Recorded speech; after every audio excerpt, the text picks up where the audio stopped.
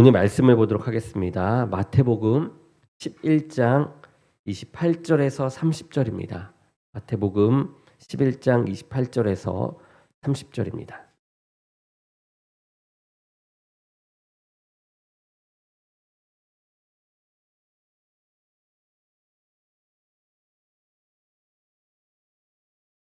다 같이 한 목소리로 읽도록 하겠습니다. 시작. 수고하고 무거운 짐진 자들아 다 내게로 오라. 내가 너희를 쉬게 하리라. 나는 마음이 온유하고 겸손하니 나의 멍에를 메고 내게 배우라. 그리하면 너희 마음이 쉼을 얻으리니 이는 내 멍에는 쉽고 내 짐은 가벼움이라 하시니라. 아멘. 오늘 말씀은 다 내게로 오라라는 말씀의 제목으로 말씀을 전하도록 하겠습니다. 오늘 본문에서 예수님은 사람들에게 이렇게 말씀하시죠. 수고하고 무거운 짐진 자들아 다 내게로 오라. 내가 너희를 쉬게 하리라. 여러분, 이 말씀은 무거운 짐을 지고 힘들어서 지쳐있는 사람들에게 이 복음 중에 복음이 되는 말씀입니다. 예수님께서 이 수고하고 무거운 짐진 자들을 다 오라고 하시고 쉼을 주시겠다라고 하시죠. 그런데 이 예수님께서 말씀하시는 그 수고하고 무거운 짐진 자들은 몇 명의 특정한 사람만을 말씀하시는 것이 아닙니다. 세상의 모든 사람들을 향해서 하신 말씀이세요. 예수님께서 보실 때에 모든 사람들을 향해서 이렇게 하시는데, 예수님 보실 때 모든 사람들은 이 수고하고 무거운 짐을 지고 살아가는 지치고 그리고 피곤한 삶을 살아가고 있고, 그들에게는 이 쉼이 필요함을 하나님께서는, 예수님께서는 아셨던 것입니다. 예수님께서는 세상의 모든 사람들을 이렇게 초대하셔서 주님 안에서 쉼을 주시고자 하신 것이죠. 우리가 오늘 말씀을 통하여서 항상 우리가 바쁘고 또 피곤한 삶을 살아가는 우리에게 예수님께서 주시는 이 쉼이 무엇이며 어떻게 그것을 누리며 우리가 살아갈 수 있는지를 보려고 합니다. 먼저 사람들은 예수님 없이는 참된 쉼을 얻을 수 없는 그런 존재임을 우리가 잊지 말아야만 합니다. 예수님께서 보실 때에 사람들마다 무거운 짐으로 수고하며 지쳐있는 모습을 보셨던 것이죠. 그런데 예수님께서 보신 가장 무거운 짐은 어떤 짐이었냐? 바로 죄의 짐이었습니다. 이 죄라고 하는 것은 여러분 가벼운 것이 아니죠. 인생을 누리는 이 중압감이 있는 것입니다. 우리가 잘 아는 인생 최초의 죄를 지었던 사람, 그리고 처음 사람 바로 아담과 하와였습니다. 그들이 하나님의 말씀에 불순종했을 때에 그들은 하나님이 계신 이 에덴 동산에서 쫓겨나게 되죠. 그리고 남자는 열심히 땅을 일구며 땀을 흘려야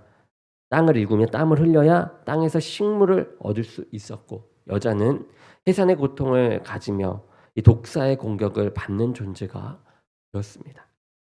그리고 늘 정령 죽으리라라는 그런 죽음의 무게를 견디면서 살아야만 했죠. 이것이 모든 죄인된 사람들이 가지는 무거운 짐입니다.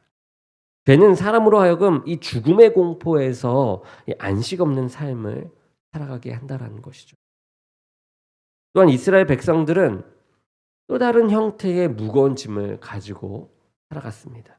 바로 율법의 무거운 짐입니다. 하나님께서 이 이스라엘 백성들의 구원을 위해서 율법을 주셨어요. 그런데 도리어 그것이 무거운 짐이 되어버린 것이죠. 율법을 지키지 못했을 때 이 죄인이라는 그런 정죄함이 그들을 짓눌렀기 때문입니다. 예수님께서 사람들을 보니까 다 영적으로 죄의 권세에 눌려 살아가는 것을 이제 본 것이죠. 예수님은 이런 사람들을 향해서 초대하는 말씀을 하신 것입니다. 다 내게로 오라. 내가 너희를 쉬게 하리라. 모든 이들이 예수님께 오면 이렇게 쉼을 얻을 수 있다라는 것입니다. 그런데 예수님께서는 무거운 짐을 지고 오는 사람들에게 요청하시는 것이 나의 멍에를 메라라고 얘기하시는 거예요. 결국 예수님의 이 예수 그리스도의 멍에를 매므로 우리는 이 마음의 진정한 쉼을 얻을 수 있다라는 것입니다. 그러니까 무엇보다 무엇보다 우리는 이 예수 그리스도에 맡겨주신 이 짐을 지기 위해서 예수 그리스도께 관심을 가져야 하는 것입니다. 예수님의 멍에를 메고 이 배우라라는 우리가 말씀을 통해서 깨닫게 되는 것은 예수님이 우리의 멍에를 함께 져주시는 분이다라는 것이에요. 이 멍에라는 것은 짐승들에게 이 수레나 쟁기를 끌게 하기 위해서 짐승의 어깨에 짊어지도록 고안된 도구가 이 멍에입니다. 그 멍에의 수레를 연결해서 무거운 짐을 옮기게 돼요. 그런데 이스라엘에게 이 멍에라고 하는 것은 두 짐승이 한 멍에를 지는 것이 이제 일반적이었습니다. 그래서 예수님께서 내 멍에를 지라라고 하실 때에는 예수님께서 이미 무거운 짐을 지고 가는 그 사람의 멍에를 함께 지시겠다라는 것이죠. 내가 너의 멍에를 맬 테니 너는 나의 멍에를 메라라는 것입니다. 이 예수님께서는 이 무거운 짐으로 수고하는 사람들에게 이렇게 찾아오셔서 그 짐을 대신 져 주시는 것이죠. 그리고 자신의 가벼운 짐을 함께 지도록 하신 것입니다.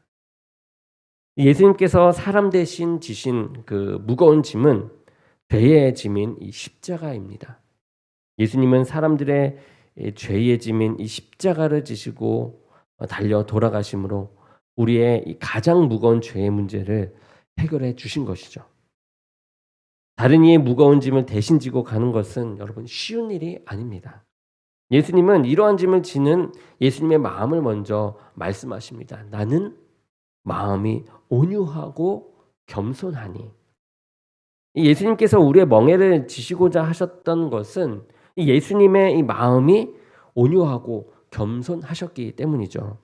예수님께서 사람들의 이 무거운 짐을 지실 수 있었던 힘은 그의 온유함과 그의 겸손한 마음으로부터 온 것입니다. 예수님의 이 온유한 마음을 프라우스라고 하는데요. 친절하거나 동정심이 있는 마음을 말하는 것입니다.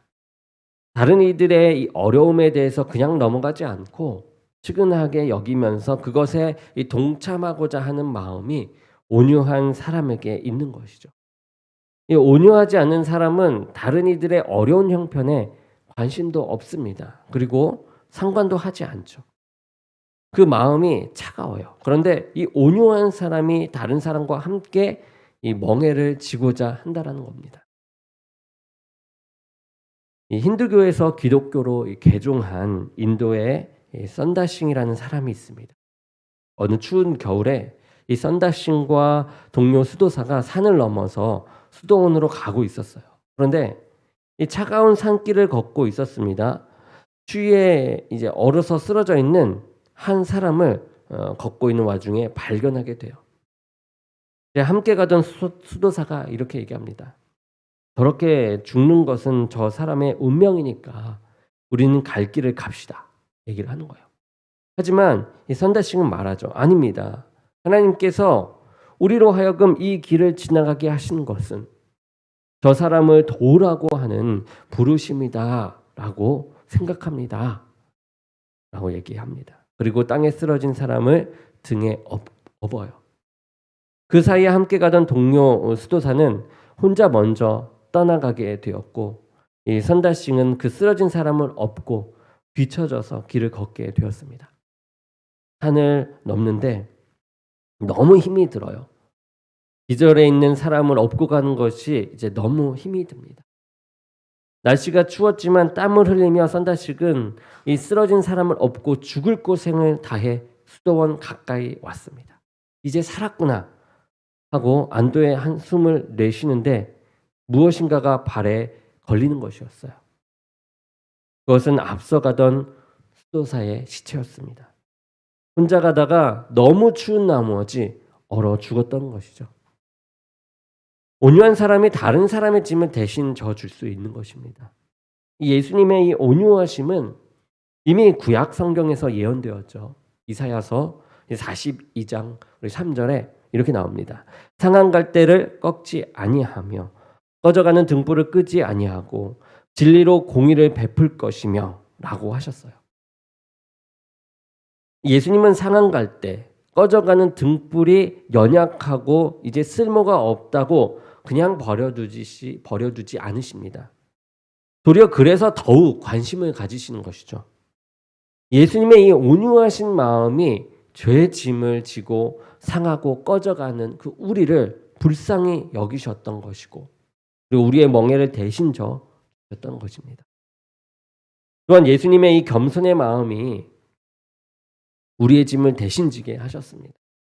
예수님이 우리의 짐을 져주시기 위해서 단순히 이 온유한 마음만 필요한 것이 아니죠. 함께 이 멍에를 매기 위해서는 함께 멍에를 맨 사람과 같이 되어야만 합니다. 예수님께서는 사람의 멍에를 매시기 위해서는 하나님의 이 영광됨을 버려야 함을 알았고요. 그래서 그 영광됨을 버렸고요. 또 자신을 비우셨습니다. 그리고 사람과 같이 낮아지시는 그 육체 몸을 이끌고 온 그 낮아지심을 통하여 사람과 같은 모습으로 나오게 된 것이죠. 온유한 마음이 있지만 자신을 스스로 낮추지 못하는 사람들도 많이 있습니다. 사회적으로 높은 위치에 있는 사람들이 자신이 가진 이 재력과 권력으로 온유한 마음을 가지고 다른 이들을 돕기도 합니다. 하지만 그렇다고 예수님처럼 자신을 낮추어서 어려운 형편에 있는 사람들과 같은 형편이 되어서 함께 이 멍에를 비워주지는 못하죠. 그런데 예수님께서는 당신이 하나님의 영광과 그리고 권세를 가지고 계심에도 불구하고 이 사람들의 무거운 짐의 멍에를 함께 지시기 위해서 스스로 사람과 같이 낮아지셨던 것입니다. 사도 바울은 예수님의 이 낮아지심을 빌립보서 2장 6절에서 8절에 이렇게 기록하고 있습니다. 그는 근본 하나님의 본체시나 하나님과 동등됨을 취할 것으로 여기지 아니하시고 오히려 자기를 비어 종의 형체를 가져 사람들과 같이 되었고 사람의 모양으로 나타나셨음에 자기를 낮추시고 죽기까지 복종하셨으니 곧 십자가에 죽으심이라 였습니다. 예수님은 사람들을 죄의 권세로부터 해방시키고 쉬게 하시고자 정작 본인은 쉬지 못하시고 이 십자가의 고난과 죽음을 당하셨던 것입니다. 그분이 우리 대신 수고하고 무거운 짐진 자가 되셨고 우리는 그로 인해서 이제 쉼을 얻을 수 있었던 것이죠. 우리가 이 땅에서 무거운 짐을 지고 지쳐 있을 때에 우리가 잊지 말아야 할 것은 우리 예수님께서 나와 함께 그 짐을 지고 계시다라는 것입니다. 이제 우리의 죄의 짐을 담당하신 이 예수님께서 우리에게 쉼을 주시고자 요청하시는 것이 있습니다. 바로 예수님의 이 멍에를 지라라는 것이죠. 멍에를 매라. 그렇게 되면 마음의 쉼을 얻을 것이다라는 것입니다. 우리의 마음이 이 쉼을 얻는 것은 이 예수님의 멍에를 맬 때에 쉼을 얻게 된다라는 것이죠. 예수님께서 우리에게 주시는 이 멍에는 이제 하나님의 말씀대로 순종하면서 살아가는 그 삶입니다. 요한 1서 5장 3절에 보면 하나님을 사랑하는 것은 이것이니 우리가 그의 계명들을 지키는 것이라. 그의 계명들은 무거운 것이 아니로다라고 했습니다. 예수님께서는 이제 우리에게 그 계명을 맡겨주신 것이죠. 우리가 예수 그리스도를 믿고 구원함을 받았습니다. 이제는 예수님께서는 예수님의 계명을 우리에게 주시고 그리고 그것을 메고서 예수님을 배우면서 살아가기를 원하십니다. 예수 그리스도의 말씀을 믿고 따르면서 그 살아갈 때 우리의 마음에 진정한 쉼을 얻을 수 있다라고 말씀하시는 것입니다. 우리의 삶에 있어서 가장 쉽고 가벼운 삶은 바로 이 예수 그리스도의 말씀을 믿고 따르는 삶이라는 것이에요. 우리가 하나님의 말씀대로 살아가는 것을 어렵게 생각을 합니다. 그렇지만 실제로 그것이 살아가는데 가장 쉬운 길이며 또한 우리 마음에 참된 쉼을 얻는 삶의 기준이 된다라는 것을 우리가 믿고 나아가기 원합니다. 우리의 마음이 하나님의 뜻을 떠나서 살게 될 때에 자유롭고 편할 것 같아요. 그렇지만 사실은 쉼이 없습니다. 자유해서 마음대로 살지만 자유함이 없어요. 영적인 불안과 염려가 오히려 더욱더 찾아옵니다. 그런데 하나님의 말씀을 따라 그 말씀대로 순종하면서 우리가 살아갈 때에 우리의 영혼에 쉼이 있다라는 것이죠. 예수님은 우리가 하나님의 말씀에 순종하는 삶을 통해서 그 삶이 가장 쉽고 가벼운 삶인 것을 발견하기를 원하십니다. 그런데 예수님이 주신 이 멍에와 이 짐을 지기 위해서 배워야 할 것들이 있어요. 바로 예수 그리스도의 이 온유함과 겸손함입니다. 예수님께서 이 사람의 무겁고 수고로운 멍에를 지실 수 있었던 그 동기와 힘은 이 온유함과 겸손한 이 마음에서 나온다라는 것이죠. 온유하고 겸손하셨기에 죽기까지 하나님의 말씀에 순종하여서 멍에를 질 수 있었던 것입니다. 하지만 예수 그리스도의 이 온유와 겸손을 따라 살지 못하게 되면 맡겨주신 이 가벼운 멍에도 제대로 우리가 감당하면서 살아갈 수 없고 주님 안에 참 쉼을 누릴 수가 없게 됩니다. 성경에 보면 온유와 이 겸손 없이 하나님의 말씀을 따르고자 하는 사람들이 나오게 되는데요. 마태복음 23장 4절에 예수님은 바리새인과 서기관들을 가리키면서 또 무거운 짐을 묶어 사람의 어깨에 지우게 돼 자기는 이것을 한 손가락으로도 움직이려 하지 아니하며라고 했습니다. 온유와 겸손의 이 마음이 없이 다른 사람을 대할 때 사람들은 이 멍에를 지려고 하지 않고 도리어 다른 사람들에게 멍에를 지어주고 정죄하며 괴롭히게 됩니다. 예수 그리스도께서 맡겨주신 그 멍에를 질 수 있는 그 힘은 바로 온유함과 겸손함이라는 것이죠. 거기에서 나온다라는 것입니다. 온유와 겸손은 그리스도의 이 맡겨주신 멍에를 맬 수 있는 능력입니다. 우리는 예수님의 이 온유한 마음을 배워야만 합니다. 이스라엘 백성들은 목이 곧은 백성이라고 하나님의 이 책망을 많이 받았었죠. 그렇지 않고 따뜻하고 부드러운 마음으로 하나님의 말씀을 우리는 받아야 합니다. 그리고 온유한 마음으로 그 말씀을 실천하면서 우리가 살아갈 때에 예수 그리스도의 멍에를 메고 쉼을 얻을 수가 있게 됩니다. 예수님의 이 겸손한 마음을 우리가 배워나가기 원합니다. 내 자신을 비우고 겸손히 주님께서 주신 그 멍에와 짐을 감사함으로 맬 수 있어야만 합니다. 그럴 때에 여전히 나와 함께 멍에를 지시고 나와 함께 하신 예수 그리스도를 우리가 체험할 수 있습니다. 그리고 우리는 또다시 예수 그리스도 안에서 참된 안식과 쉼을 얻을 수 있는 줄로 믿습니다. 말씀을 정리합니다. 수고하고 무거운 짐진 자들아 다 내게로 오라 라고 하셨습니다. 우리의 죄의 짐을 대신 지시고 십자가에 달려 돌아가신 이 예수님께서는 지금도 우리가 이 땅 가운데 지고 가는 이 짐을 보시며 함께 멍에를 저어주시는 그러한 분이십니다. 빌보서 4장 6절에 아무것도 염려하지 말고 오직 모든 일에 기도와 간구로 너희 구할 것을 감사함으로 하나님께 아뢰라. 그리하면 모든 지각에 뛰어난 하나님의 평강이 그리스도 예수 안에서 너희 마음과 생각을 지키시리라 하셨습니다. 예수님은 우리의 염려와 걱정의 짐을 아시고 우리의 멍에를 함께 지시기를 원하십니다. 우리가 주님 앞에 이 기도하며 나아갈 때에 주님의 이 평강이 우리와 함께 하십니다.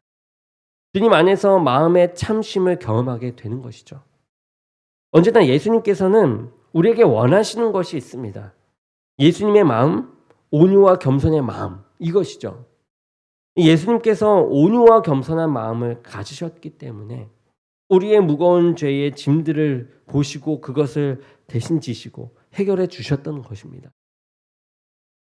우리도 하나님의 말씀을 지키고 살아가는 것이 우리에게 이 멍에와 짐이 되기도 합니다.